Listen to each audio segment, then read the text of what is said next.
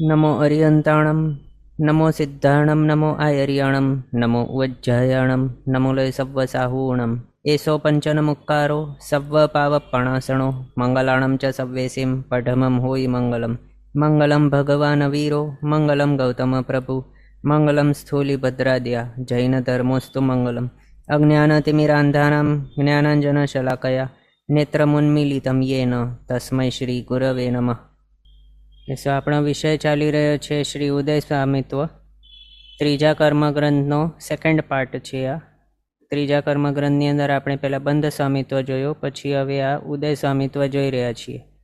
આ ઉદય સ્વામિત્વ આપણે પરમ પૂજ્ય આચાર્ય ભગવાન શ્રી વીર શેખર સુરી સજી મહારાજા સાહેબ દ્વારા વિરચિત એવી ગાથાઓથી જાણી રહ્યા છીએ. એની અંદર 4 ગતિની અંદર ભમી રહેલા એવા જીવો કઈ કઈ માર્ગણામાં રહે છતે કયા કયા ગુણસ્થાનકે કેટલા કર્મના ઉદયવાળા હોઈ શકે એની વિચારણા કરીને આપી છે, અને એ વિચારણા આપણે કરી રહ્યા છીએ.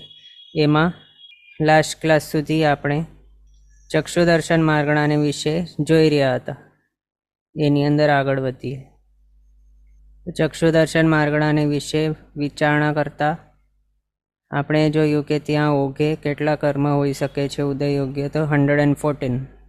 પછી કયા કયા બાદ કરીને તો જાતિ 3, એકેન્દ્રિય બૈંદતે ઇન્દ્રિયો, જાતિ નામ કર્મ આ 3, પછી સ્થાવર સૂક્ષ્મ સાધારણ આતપ ચિન્નામ, ટોટલ 8 કર્મ ઉદય યોગ્ય નહીં હોય ચક્ષુદર્શન માર્ગણાની અંદર.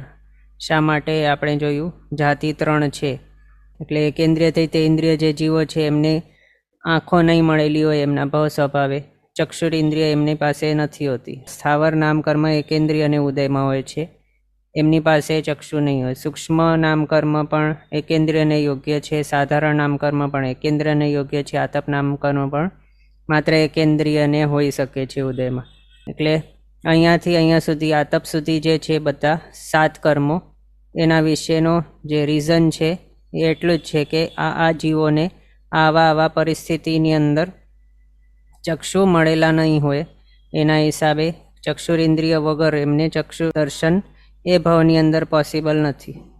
લબ્ધિ તરીકે પણ એમની પાસે નહીં હોય. એટલે આ 7 જે છે કર્મ એ ઓઘમાંથી કાઢ્યા. પછી જિન્નામ કર્મ 13માં 14માં ગુણસ્થાનકે ઉદય પોસિબલ હોઈ શકે, અને ચક્ષુદર્શન માર્ગણાની અંદર એ ગુણસ્થાનક આવતું જ નથી. એટલે એના હિસાબે આ જિન્નામ કર્મ પણ કાઢી મૂક્યો ઓઘમાંથી. આ રીતે ટોટલ 8 કર્મ ઓઘમાંથી કાઢ્યા. 114 ઉદય યોગ્ય છે. પહેલા ગુણસ્થાનક 110 જોયા. આ 4નો અનુદય રાખીને એક ભાગ્યશાળીનો હેન્ડરેઝ આવે છે. બોલો દિવ્યાબેન. પ્રણામ. આપણે જે પહેલા કર્મબંધનું બધું કર્યું છે, તો એમાં આપણે લબ્ધિ રૂપે જે કંઈ મળ્યું છે એ નહીં, આપણે ભવધારણીય રીતે જ કર્યું છે ને? હા, એમ જ કર્યું છે. તો પછી આમાં કેમ એવી રીતના કે લબ્ધિ રૂપે ચક્ષુદર્શન? આપણે બધામાં ભવધારણીય જ કરીએ છીએ ને, વૈક્રિય શરીર પણ આપણે ભવધારણીય જ લઈએ છીએ. બધું આપણે ભવધારણીય રીતે જ કર્યું છે, આખું પહેલાના બધા ટેબલ્સ. તો આમાં કેમ લબ્ધિ લીધું છે? આમાં કેમ ભવધારણીયથી ને, એટલે ઇન્દ્રિય રૂપી નહીં ને, દ્રવ્યેન્દ્રિય નહીં ને લબ્ધિથી? હા, એમાં કેવું છે, જે પણ આગળના પૂર્વાચાર્ય છે તેઓએ આ રીતેની વિચારણા કરીને આપી છે, એટલે આપણે એ રીતે કરી રહ્યા છીએ. અચ્છા. બીજું કોઈ આની અંદર વિશેષ એવું કારણ જણાતું નથી. બરાબર. ઓકે. પછી એમાં આપણે એ જોયું, સિદ્ધાંતની અંદર લબ્ધિ અપર્યાપ્ત એવા ચૌરેન્દ્રિયાદિ જીવોને ચક્ષુદર્શન માનેલું છે, અને માટે ચક્ષુદર્શન માર્ગણામાં અપર્યાપ્ત નામકર્મનો ઉદય અહીંયા બતાવ્યું છે. સિદ્ધાંતના મતના હિસાબે આ અપર્યાપ્ત નામકર્મ આ માર્ગણાની અંદર ઉદય યોગ્ય આપણે જોયું પહેલા ગુણસ્થાનકે. પણ કર્મગ્રંથકારશ્રીનો મત છે એના હિસાબે અપર્યાપ્ત નામકર્મનો ઉદય નહીં હોય આ માર્ગણાની અંદર. કારણ ચક્ષુદર્શન એ માત્ર કોને માટે બતાવ્યું કે જે લબ્ધિ પર્યાપ્તા હોય એમના માટે જ ચક્ષુદર્શન બતાવ્યું.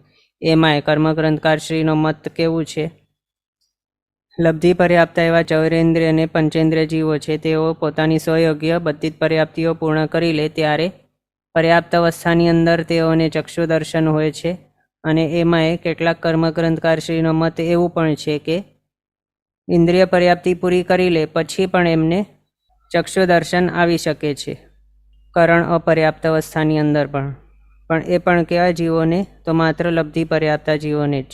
એ હતું કર્મગ્રંથકારશ્રીનો મત. એટલે એમના મતના હિસાબે, કર્મગ્રંથના મતના હિસાબે અપર્યાપ્ત નામ કર્મ આ માર્ગણાની અંદર ઉદયમાં હોઈ નહીં શકે. કર્મગ્રંથકારશ્રીના મતના હિસાબે યોગમાંથી જ અપર્યાપ્ત નામ કર્મને કાઢી મૂકવું પડે. એટલે ઓઘે કર્મગ્રંથના મતે 113 કર્મ ઉદય યોગ્ય હોય છે, અપર્યાપ્ત નામ કર્મ કાઢીને. આ છે સિદ્ધાંતનો મત 114 વાળું. પછી બીજા કર્મને વિશે વિચારણા કોની હતી? આનુપૂરી નામ કર્મને વિશેની વિચારણા. અહીંયા અપર્યાપ્ત નામ કર્મ છે એની વિચારણા આપણે જોઈ. એમાં અપર્યાપ્ત નામ કર્મને વિશે મતાંતર હતું, પણ આનુપૂરી નામ કર્મ છે એના વિશેની વિચારણા છે, જે ભાગ્યશાળીએ હમણાં ક્વેશ્ચન પૂછ્યું એ રિલેટેડ.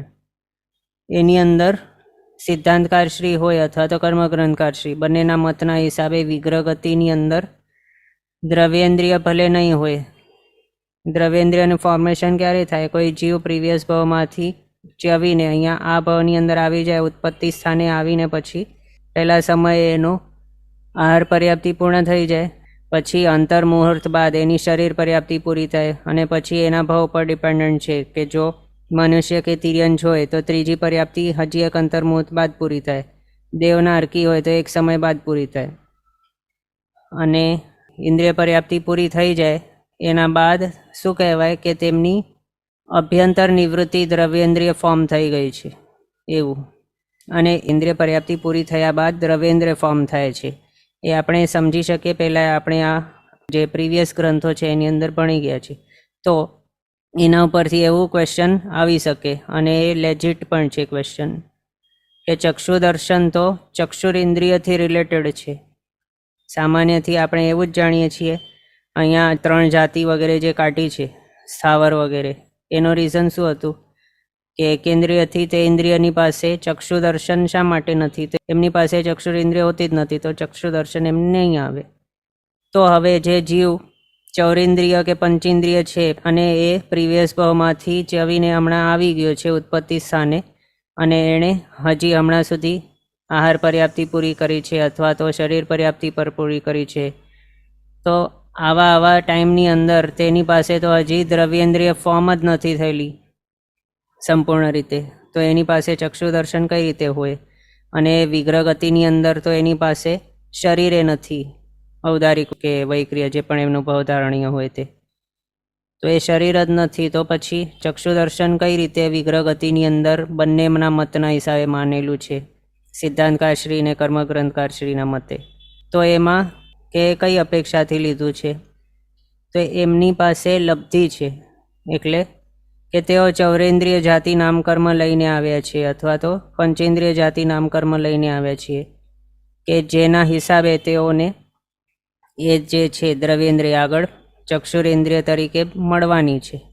એટલે એ શક્તિ લઈને આવી રહ્યા છે કે તેઓની જ્યારે ઇન્દ્રિય ફોર્મ થઈ જશે ત્યારે પછી એમને ચક્ષુ દર્શન આવી જશે, અથવા તો એ ચક્ષુરેન્દ્રિયથી તેઓ જે પણ એનું કાર્ય હોય તે કરી શકશે. પણ અહીંયા કઈ અપેક્ષાથી લીધું વિગ્રહ ગતિની અંદર? તો લબ્ધિથી ચક્ષુ દર્શન એમની પાસે રહેલું છે, એના હિસાબે ચક્ષુ દર્શન માર્ગણાની અંદર વિગ્રહ ગતિની અંદર પણ આનુપૂર્વી નામ કર્મનો ઉદય જ્યારે હોય ત્યારે ચક્ષુ દર્શન માર્ગણા બતાવ્યું છે, અથવા તો ચક્ષુ દર્શન તે જીવને ગણેલું છે.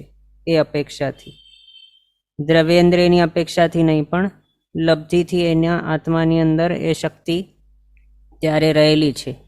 એ શક્તિ રૂપે ચક્ષુ દર્શનના અપેક્ષાથી આ લીધેલ છે, લબ્ધિથી ચક્ષુ દર્શન માનેલું છે, આ રીતે બતાવ્યું.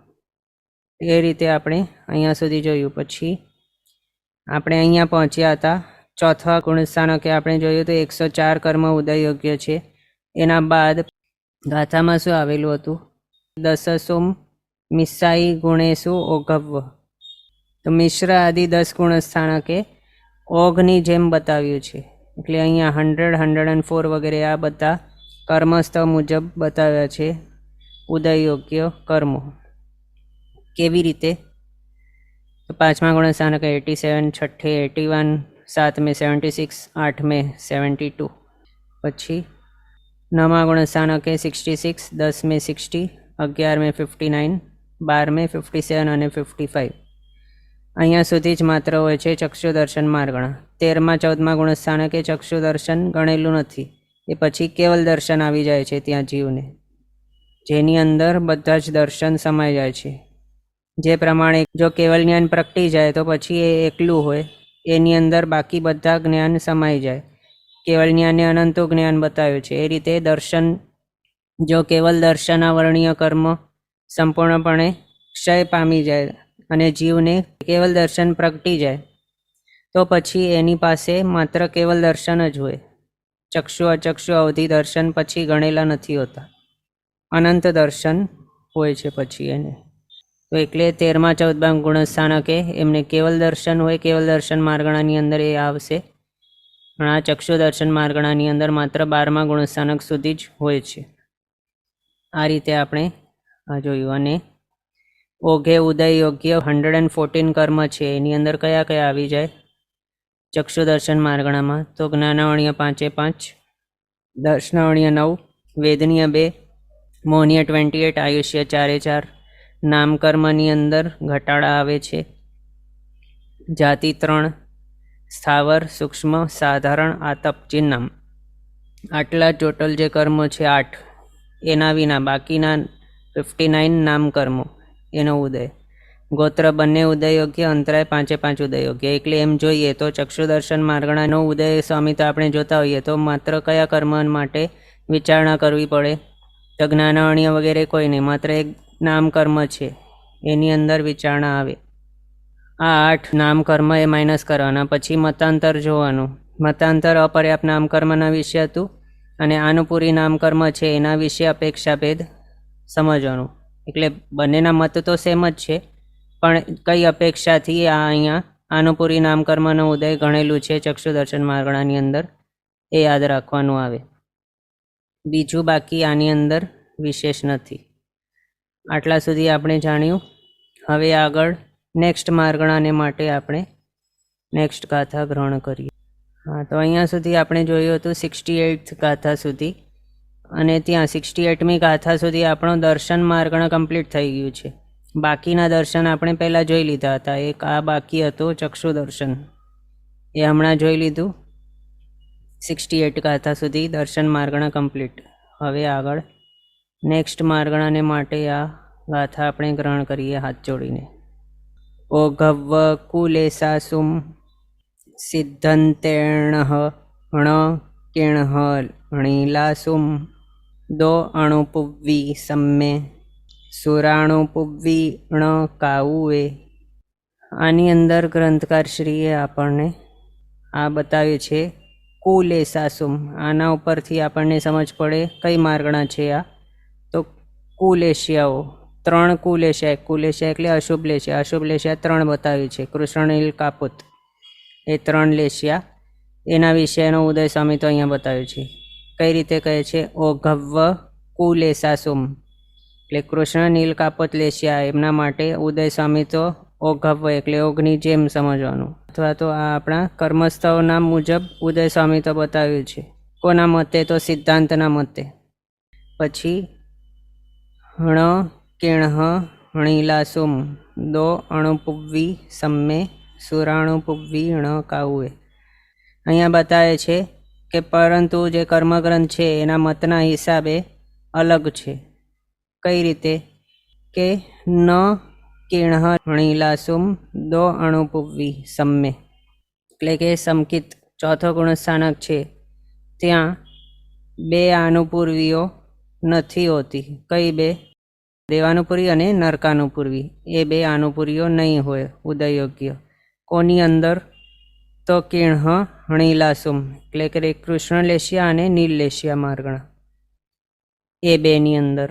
ણ એટલે કે નથી. તો સિદ્ધાંતના મતના મુજબ અહીંયા સુધી બતાવી દીધું આટલું, કે સિદ્ધાંતના મતના હિસાબે ઓઘની જેમ અશુભ લેશિયાઓની અંદર ઉદય સ્વામી તો જાણવું સિદ્ધાંતના મતે ઓઘની જેમ, પરંતુ નથી હોતો ઉદય 2 આનુપૂર્વી એટલે દેવાનુપૂર્વી અને નરકાનુપૂર્વીનો ચોથા ગુણસ્થાનકે કૃષ્ણ લેશિયા અને નીલ લેશિયાની અંદર, એ બે માર્ગણાની અંદર. પછી સુરાણુ પુવીણ કાઉએ, કાઉએ એટલે કે કાપોત લેશિયા. તો કાપોત લેશિયા માર્ગણા છે એની અંદર ચોથા ગુણસ્થાનકે સુરાણુપુવી એટલે કે દેવાનુપૂર્વીનો ણ એટલે કે નથી હોતો ઉદય. આટલું બતાવ્યું. આ જે છે અહીંયા સુધી સિદ્ધાંતનો મત હતો, અને હવે અહીંયાથી અહીંયા સુધી આખો કર્મગ્રંથકારશ્રીનો મત છે. એ આપણે ટેબલ્સની અંદર જોઈ લઈએ. આ તો સિદ્ધાંતના મતના હિસાબે છે. આ કઈ માર્ગણા? તો કૃષ્ણ લેશિયા, નીલ લેશિયા અને કાપોત લેશિયા, ત્રણેય લેશિયાઓની માર્ગણા એક જ સાથે દર્શાવેલ છે. એની અંદર ઓઘે કેટલા? તો 121 કર્મ ઉદય યોગ્ય. હવે આની અંદર આપણે કેટલા ગુણસ્થાનક લીધા છે? તો ફર્સ્ટથી છઠ્ઠો ગુણસ્થાનક સુધી. એમાં આપણે જોયું હતું કે ફર્સ્ટથી ફોર્થ ગુણસ્થાનક સુધી ચડી શકાય છે. એટલે આ લેશિયા હોતે છતે કયા ગુણસ્થાનક આવી શકે? તો પહેલાંથી ચોથો ગુણસ્થાનક આવી શકે. પછી પાંચમો અને છઠ્ઠો ગુણસ્થાનક એ ક્યારે આવી શકે આ માર્ગણાની અંદર? તો પહેલાંથી એ ગુણસ્થાનક ઉપર હોય, શુભ લેશિયાવાળા હોય, અને બાય ચાન્સ એવા તેઓની અશુભ લેશિયા જો આવી જાય આ જ ગુણસ્થાનકે રહે છતે, તો એવી સિચ્યુએશનની અંદર આ ગુણસ્થાનક હોતે છતે આ માર્ગણાવાળા તેઓ બની જાય. એટલે પાંચમા છઠ્ઠા ગુણસ્થાનકે તેઓ હતા જ પહેલાંથી, અને પછી એમની કોઈક કારણસર લેશિયા બદલી ગઈ, અશુભ લેશિયા 3માંથી કોઈ આવી ગઈ, અને તો પણ તેઓ આ ગુણસ્થાનકથી પડતા નથી એવું હોય છે. તો એવા ટાઈમની અંદર, એ સિચ્યુએશનની અંદર તેઓને આ માર્ગણાવાળા કહેવાય. પાંચમા છઠ્ઠા ગુણસ્થાનક, અથવા તો આ માર્ગણાની અંદર પાંચમો અને છઠ્ઠો ગુણસ્થાનક એ રીતે ગણેલું છે. તો એમ જો ગણીએ પાંચમા અને છઠ્ઠા ગુણસ્થાનકને પણ, તો 121 કર્મ ઉદય યોગ્ય આવી જાય. અને જો માત્ર ફર્સ્ટથી ફોર્થ ગુણસ્થાનક સુધી જ ગણીએ કૃષ્ણનીલ કાપોત લેશિયાની અંદર, તો પછી 119 કર્મ ઉદય યોગ્ય હોય ઓગે. કોને માઇનસ કરીને? તો આહારક દ્વિકને માઇનસ કરીને. કારણ કે આહારક દ્વિક છઠ્ઠે ગુણસ્થાનકે ઉદયમાં આવશે, અને જો ચોથે સુધી જ ગણવામાં આવે આ માર્ગણાની અંદર ગુણસ્થાનકો, તો પછી આહારક દ્વિકનો ઉદય પોસિબલ જ નહીં હોય. એટલે ત્યાં પછી ઓઘમાંથી કાઢવું પડે આહારક દ્વિકને પણ જો 6 ગુણસ્થાનક આપણે લખતા હોઈએ, એવી વિચારણા કરતા હોઈએ, તો પછી 121 ઓઘે હોય ઉદય યોગ્ય. એમાં કયો કર્મ છે એવો કે જે ઉદયમાં હોઈ જ નહીં શકે આ માર્ગણાની અંદર? તો માત્ર જીનનામ કર્મ છે. 6 ગુણસ્થાનક ગણતા હોઈએ તો જીનનામ કર્મ 13મા ગુણસ્થાનકે ઉદયમાં આવશે. એ ગુણસ્થાનક અહીંયા છે જ નહીં, એટલે આ ઓઘમાંથી જ કાઢી લેવાનું. 121 કર્મ ઉદય યોગ્ય. પછી ઓઘની જેમ જ છે બધું, કર્મસ્તવ મુજબ છે. આની અંદર બીજું કંઈ ફરક નથી આંકડાઓની અંદર. પણ હવે આની અંદર અમુક એવી વિચારણા કરવામાં આવેલી છે. જેમ કે પ્રિવિયસલી આપણે એ જોયું હતું કે સિદ્ધાંતના મતના મુજબ કોઈક જીવ સમ્યક્ત્વ એટલે ચોથો ગુણસ્થાનક લઈને કઈ નરક સુધી જઈ શકે? તો પહેલીથી છઠ્ઠી નરક સુધી પણ જઈ શકે છે, ક્ષમ સમકિત લઈને. એ જોયું હતું સિદ્ધાંતના મતના મુજબ. અને એ નરકો જે છે એની અંદર કઈ લેશિયા હોય? એ જે રૂલ આપણે આગળ જોયું હતું, કેવો રૂલ હતો? કે જે નારકીની અંદર જવું હોય અથવા તો જે દેવગતિની અંદર જવું હોય, તો એની અંદર નારકીઓ અને દેવોનું એક કોન્સ્ટન્ટ લેશિયા હોય છે આખા ભવને માટે. એમાં કોઈ પણ વેરિએશન્સ કે ચેન્જીસ નથી થતા. તો એમના એ દેવ કે નારકી ભવની અંદર જે લેશિયા હોય તેઓ તેમના દેવ નારકીના પ્રીવિયસ ભવમાંથી લઈને જાય છે. એટલે વિગ્રહગતિ જો તેઓ કરશે ત્યાં નરક કે દેવમાં જતા ટાઈમે, તો પછી એમની પાસે વિગ્રહગતિની અંદર કઈ લેશિયા હશે? તો નરકમાં તેમને જે લેશિયા હોવાની હશે તે હશે, અથવા તો દેવમાં જતા હોય તો દેવગતિની અંદર દેવભાવમાં તેમને જે લેશિયા હોવાની હશે તે લેશિયા વિગ્રહગતિ કરતા ટાઈમે હશે. એ જ થાય એનું મિનિંગ. બીજું, તે દેવ કે નારકી ભાવ કમ્પ્લીટ કરીને નેક્સ્ટ ભાવની અંદર જતા હશે ત્યારે જો વિગ્રહગતિ કરશે તો એમને કઈ લેશિયા હશે? તો દેવ કે નારકીનો જે ભાવ હતો જેની અંદર કોન્સ્ટન્ટ જે લેશિયા હતી તે લેશિયા એમને વિગ્રહગતિ કરતા ટાઈમે આવશે. એટલે કે આ છે પ્રીવિયસ ભાવ, આ છે નેક્સ્ટ ભાવ, અને આ છે દેવ કે નારકી ભાવ. તો આ પ્રીવિયસ ભાવમાંથી દેવ કે નારકી ભાવની અંદર આવતા ટાઈમે વિગ્રહ ગતિ કરતા ટાઈમે કઈ લેશિયા હોવાની એને, તો આ દેવ કે નારકી ભાવની અંદર જે હોવાની હશે તે, અને એના દેવ નારકીના નેક્સ્ટ ભાવની અંદર જતા ટાઈમે વિગ્રહ ગતિમાં કઈ લેશિયા હશે એને, તો આ દેવ કે નારકી ભાવની અંદર જે લેશિયા હતી એને એ અહીંયા વિગ્રહ ગતિની અંદર પણ હશે. આ છે સિમ્પલ રૂલ, આપણે આગળ જે જોયું છે એના હિસાબે. તો અહીંયા આપણે પાછા આવીએ, ક્યાં આપણે શું વિચારતા હતા કે સિદ્ધાંતના મતના હિસાબે જીવ ચોથો ગુણસ્થાનક લઈને, એટલે કે ક્ષમ સમકિત લઈને પહેલીથી છઠ્ઠી નરકની અંદર જઈ શકે છે. અને પહેલીથી છઠ્ઠી નરક છે એની અંદર લેશિયાઓ કઈ કઈ આવે, તો આપણે આ જોયું હતું નારકીઓ અને લેશિયા. પહેલી બીજી નરકની અંદર કાપોત લેશિયા હોય છે. ત્રીજી નરકમાં 3 સાગરોપમ સાધિક આયુષ્યવાળા, એમને કાપોત લેશિયા, એનાથી વધારે હોય તો નીલ લેશિયા ત્રીજી નરકમાં. પછી ચોથીમાં માત્ર નીલ લેશિયા, પાંચમીમાં નીલ અને કૃષ્ણ લેશિયા. નીલ લેશિયા સાધિક 10 સાગરોપમના આયુષ્યવાળાને હોય, તેથી વધારે આયુષ્યવાળાને કૃષ્ણ લેશિયા હોય. આ રીતે આપણે આગળ જોયેલું હતું. પછી છઠ્ઠી નરકના જે જીવો છે અને સાતમી નરકના બધાને કૃષ્ણ લેશિયા હોય. તો અહીંયા આપણે શું જોયું કે સિદ્ધાંતના મતના હિસાબે કોઈક જીવ શમ સમકિત લઈને પહેલીથી છઠ્ઠી નરક સુધી જઈ શકે છે. એના હિસાબે એને આવી નરકની અંદર જતા ટાઈમે વિગ્રહ ગતિની અંદર કઈ લેશિયા હશે, તો જે લેશિયા પહેલીથી છઠ્ઠી નરકમાં પોસિબલ છે તે લેશિયા હશે. એટલે કાપોત લેશિયા, નીલ લેશિયા, કૃષ્ણ લેશિયા ત્રણેય આવી જાય સિદ્ધાંતના મતના હિસાબે. ક્યાં, તો ચોથા ગુણસ્થાનકે સિદ્ધાંતના મતના હિસાબે અહીંયા આપણે જોયું નરક અનુપુરીનો ઉદય પોસિબલ છે, એ નરકને માટે જોયું. હવે આપણે દેવોને માટે જોઈએ. આપણે અહીંયા અનુપુરી નામ કર્મો છે એની વિચારણા કરી રહ્યા છીએ કે ચોથા ગુણસ્થાનકે સિદ્ધાંતના મતે 4 અનુપુરીનો ઉદય કઈ રીતે પોસિબલ છે. એમાંથી આપણે એક ફર્સ્ટ જે છે નરકાનુપુરી એનો ઉદય જોયું. ત્રણેય માર્ગણાઓની અંદર કઈ રીતે પોસિબલ છે તે, કારણ પહેલીથી છઠ્ઠી નરકની અંદર સુધી જઈ શકે છે ચોથો ગુણસ્થાનક લઈને, કોઈ ક્ષમ સમકિત લઈને સિદ્ધાંતના મતના હિસાબે. એના હિસાબે નરકાનુપુરીનો ઉદય ત્રણેય લેશિયા માર્ગણાની અંદર પોસિબલ. હવે દેવાનુપુરીનો જોઈએ તો દેવોની અંદર લેશિયા કઈ કઈ હોય, ભવનપતિ વ્યંતર એની અંદર કૃષ્ણ નીલ કાપોત લેશિયા ત્રણેય પોસિબલ છે. પછી તેજો લેશિયા ભવનપતિ વ્યંતર જ્યોતિષ્ક અને વૈમાનિક, એમાં કૃષ્ણ નીલ કાપોત અને તેજો લેશિયા ભવનપતિ વ્યંતરોમાં જ પહેલી 4 લેશિયાઓ છે પોસિબલ. જ્યોતિષ્કોમાં માત્ર તેજો લેશિયા, વૈમાનિકોની અંદર તેજો પદ્મ શુક્લ 3 લેશિયા છે વૈમાનિકમાં.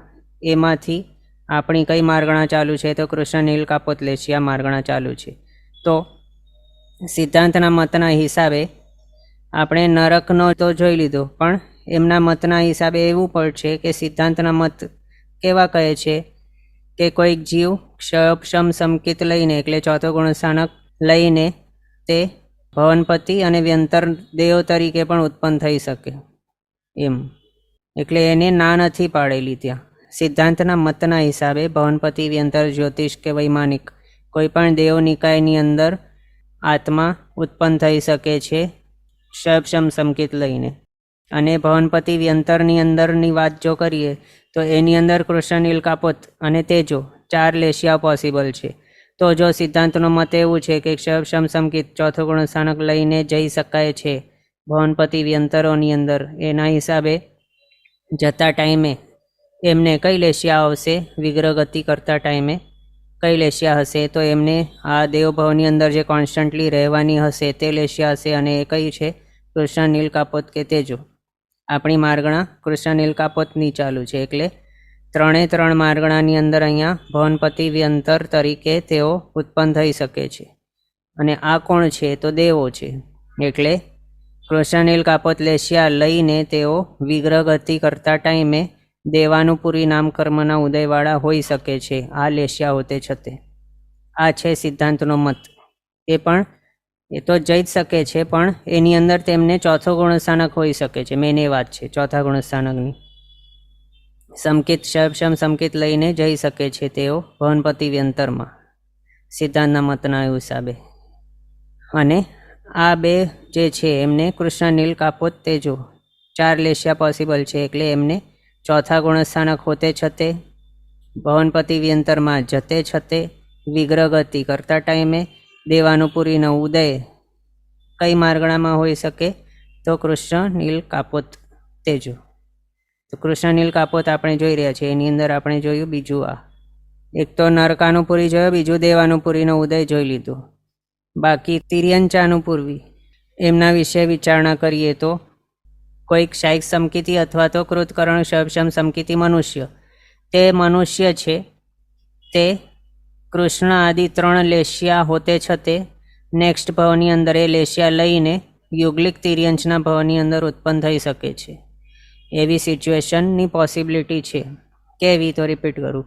કોઈક મનુષ્ય છે અને એ મનુષ્ય કેવો છે? શાયિક સમકિતિ છે અથવા તો કૃતકરણ ક્ષમ સમકિતિ છે.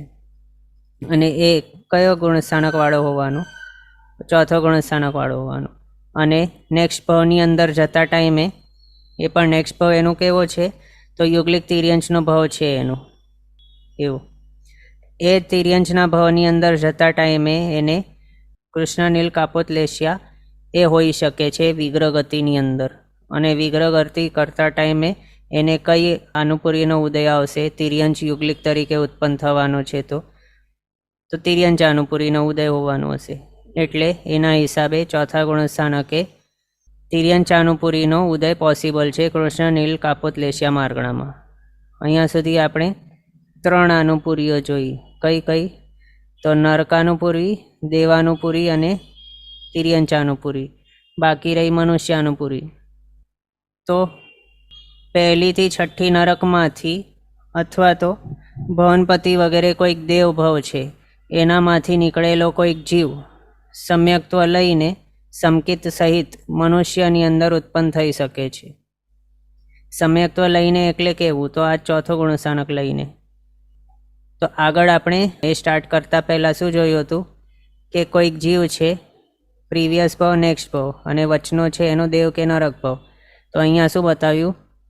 પ્રીવિયસ ભાવમાંથી દેવ નરક ભાવની અંદર આવતો હોય ત્યારે અહીંયા વિગ્રહ ગતિ કરતે ટાઈમે એને કઈ લેશિયા હશે? તો આ દેવ નારકીના ભાવની અંદર એને જે લેશિયા હોવાની હશે તે લેશિયા એને હશે અહીંયા વિગ્રહ ગતિ કરતા. પછી દેવ નરકમાંથી નેક્સ્ટ ભાવમાં જતા ટાઈમે પણ વિગ્રહ ગતિની અંદર એને દેવ નરકની અંદર જે હતી લેશિયા એ જ હશે.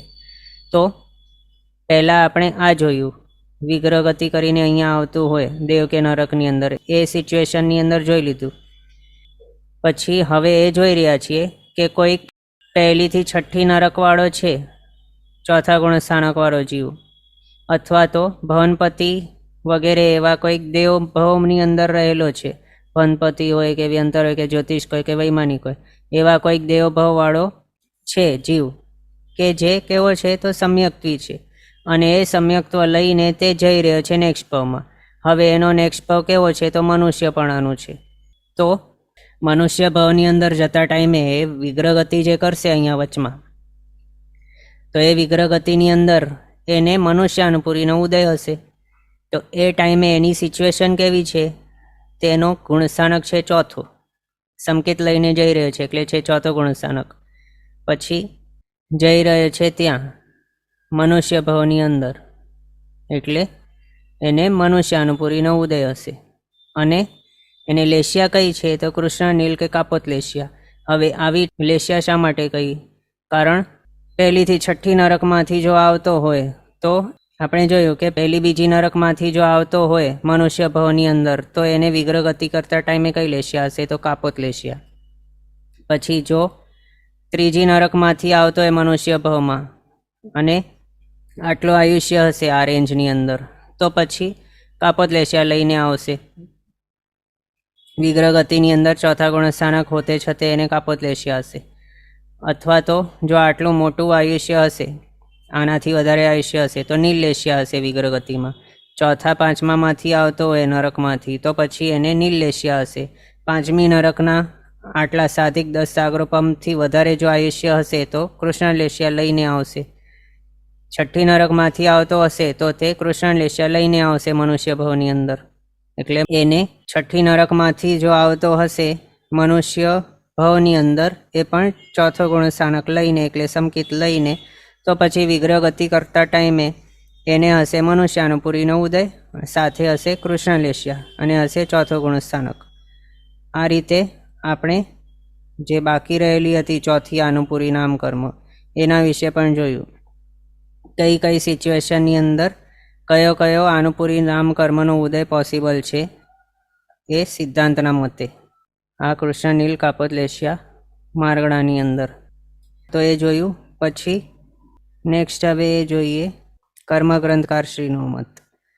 તો કર્મગ્રંથકારશ્રીના મતના હિસાબે ત્રણેય લેસ્યા ભેગી નહીં જોશું પણ અલગ અલગ જોશું.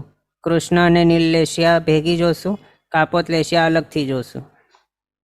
કૃષ્ણ નીલ લેસ્યા મારગણા એની અંદર કર્મગ્રંથકારશ્રીના મતના હિસાબે ચોથા ગુણસ્થાનકે ડિફરન્સ થઈ જાય છે. બાકી બીજું બધું સેમ છે, માત્ર અહીંયા ચોથા ગુણસ્થાનકે ફિગર ડિફરન્સ થાય છે. બીજું અહીંયા દેવાનુપુરીનો અહીંયા અનુદયમાં રાખ્યું હતું આપણે પ્રિવિયસલી, એના બદલે અહીંયા ઉદય વિચ્છેદ કરી લેવું પડે. એટલે માઇનસ થઈને આંકડો તો આટલું જ રહે છે પણ અહીંયા લખવાના બદલે અહીંયા લખવાનું એ રીતે. તો ડિફરન્સ જ્યાં છે ત્યાંના વિશે જોઈએ. હમણાં આગળ આપણે અહીંયા આ જે છે સિદ્ધાંતનો મત એની અંદર કેટલું જોયું? 104 કર્મ ઉદય યજ્ઞ ચોથા ગુણસ્થાનકે. આ હતું ઓગની જેમ, કર્મસ્તવની જેમ સેમ ટુ સેમ હતું. પણ કર્મગ્રંથકારશ્રીના મતના હિસાબે અહીંયા ડિફરન્સ થાય છે. ચોથા ગુણસ્થાનકે 102 કર્મ માત્ર ઉદય યોગ્ય છે કૃષ્ણ અને નીલ લેસ્યા મારગણાની અંદર.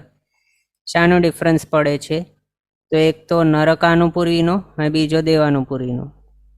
એનો ઉદય અહીંયા નહીં હોય ચોથા ગુણસ્થાનકે કૃષ્ણ નીલ લેસ્યા મારગણાની અંદર. એ હવે શાના માટે?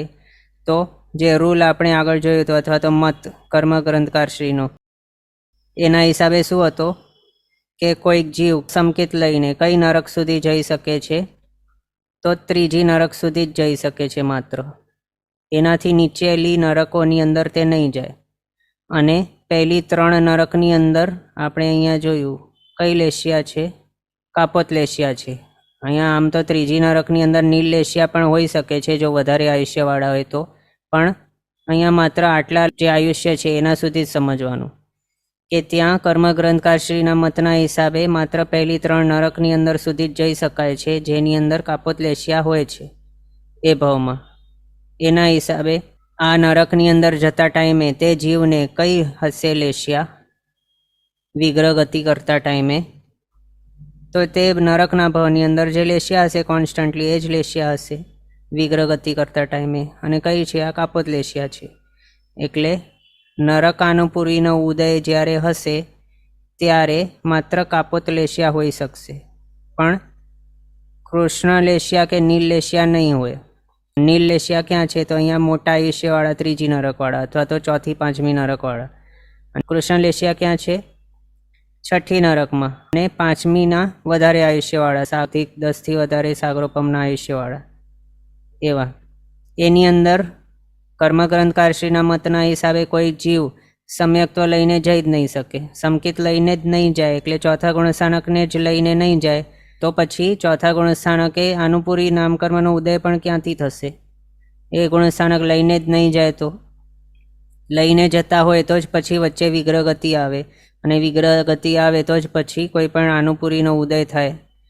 જો નરકની અંદર લઈને જઈ શકતા હોય સમ્યક્ત્વ એટલે ચોથો ગુણસ્થાનક 4થી 5મી 6ઠ્ઠી કે 7મી નરકમાં, તો પછી વિગ્રહ ગતિની અંદર નરકાનુપુરીનો ઉદય આવશે. પણ અહીંયા તો સંકેત લઈને જતા જ નથી કર્મગ્રંથકારશ્રીના મતના હિસાબે. એટલે અહીંયા નરકાનુપુરીનો ઉદય કૃષ્ણ લેસ્યા નીલ લેસ્યા માર્ગણાની અંદર કર્મગ્રંથકારશ્રીના મતના હિસાબે ચોથા ગુણસ્થાનકે નહીં હશે.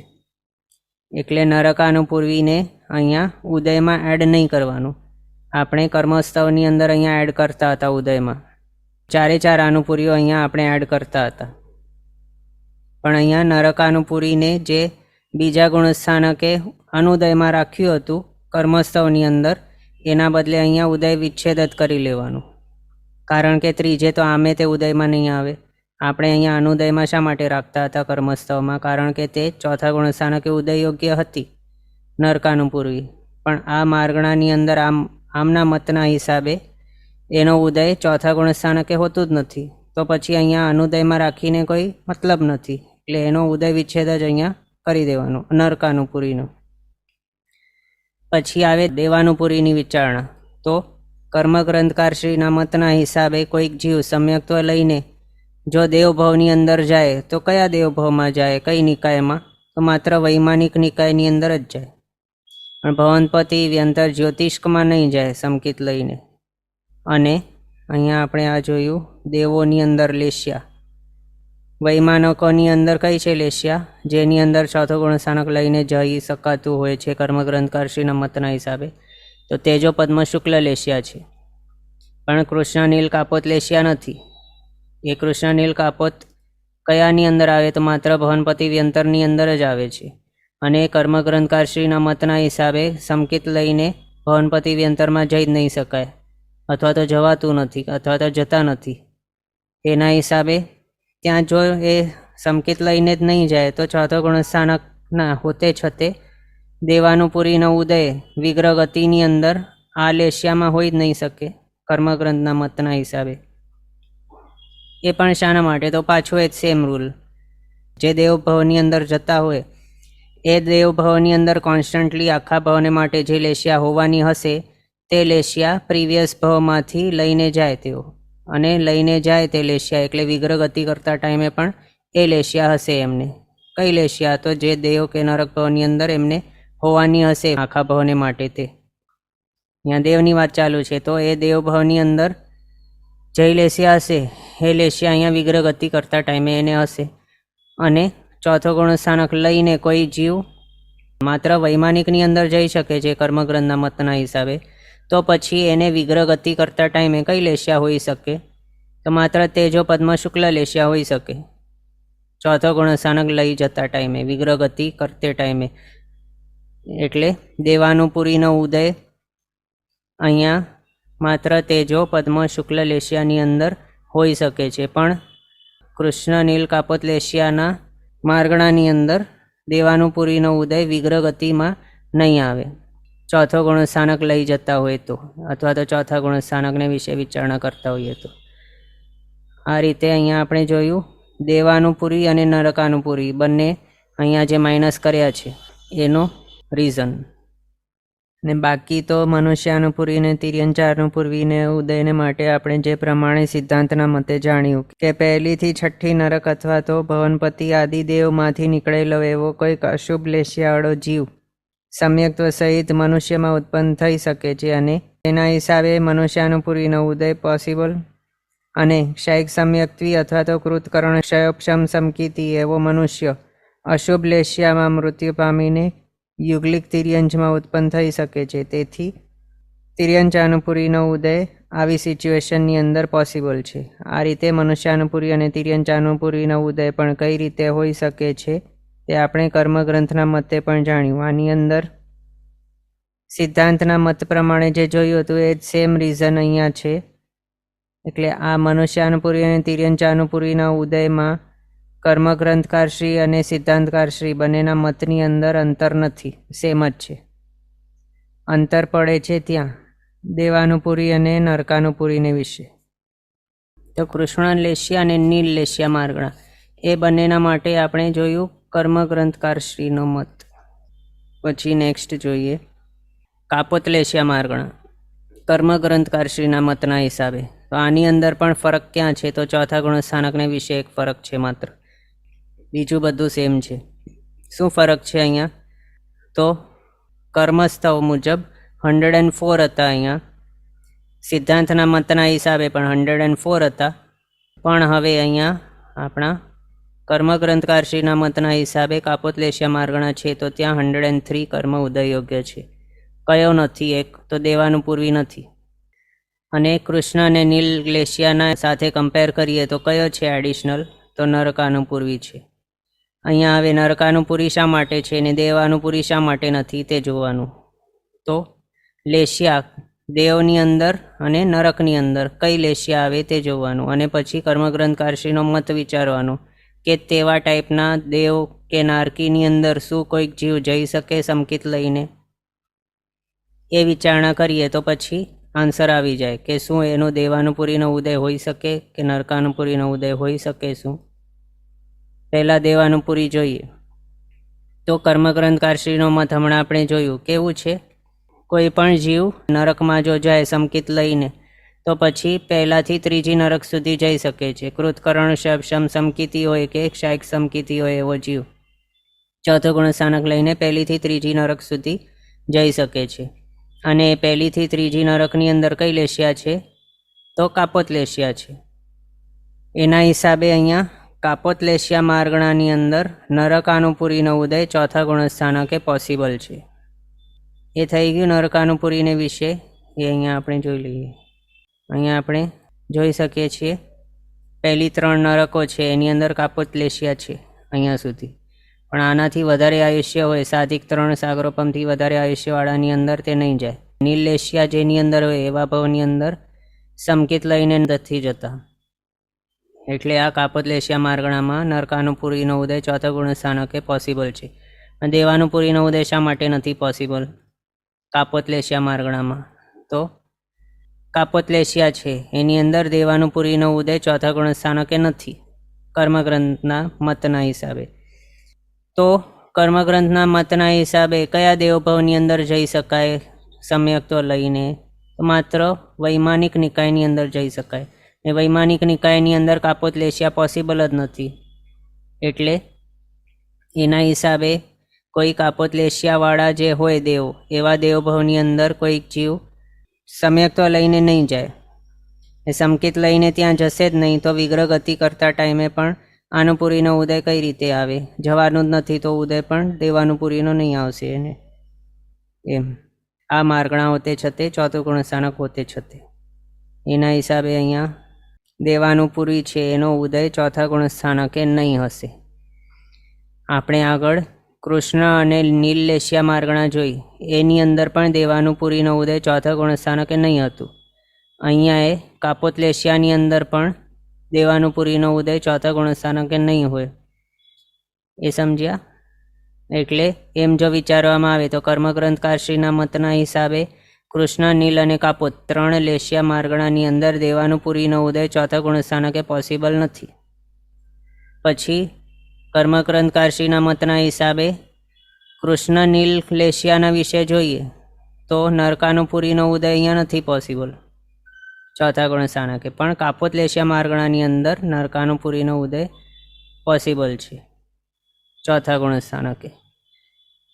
આ રીતે અહીંયા જોઈએ. એમાં પણ દેવાનુપુરીનો ક્લિયર છે ને બધાને. કેવું? તો મેન 2 રૂલ્સ છે. એક તો રૂલ કર્મગ્રંથકારશ્રીનો શું છે કે કોઈ જીવ સમ્યક્ત્વ લઈને દેવભાવની અંદર જો જતો હોય તો માત્ર વૈમાનિક દેવભાવની અંદર જ જાય. બીજો રૂલ એ છે કે જે દેવભાવની અંદર જવાનો હોય જીવ એ દેવભાવની અંદર કોન્સ્ટન્ટલી જે લેશિયા હોવાની હશે તે લેશિયા તે જીવ લઈને જશે પોતાના પ્રીવિયસ ભાવમાંથી. અને એ લેશિયા લઈ જતા ટાઈમે વિગ્રહ ગતિ કરશે તો એ વિગ્રહ ગતિ કરતા ટાઈમે એને એ દેવભાવની અંદર જઈ રહ્યો છે એટલે દેવાનુપુરીનો ઉદય આવશે એ લેશિયા હોતે છતે. એમ આ છે મેન 2 રૂલ્સ.